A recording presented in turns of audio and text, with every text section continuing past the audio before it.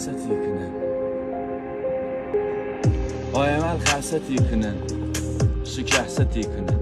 Sine پر حسرت yıkının. Yavaş doğru تخلوت yıkının. دنیجه شونم قصه هنیم جونم روزگاه پریمونم بهار مهنی خزونم پیرم تخمی جوونم دنیجه شونم هرچی وی بو حالم بیه شو روزگارم بیه فالم بیه روالم بیه زعله میره حتی خدا تردم کنه به جوابم نیه بس که محالم بیه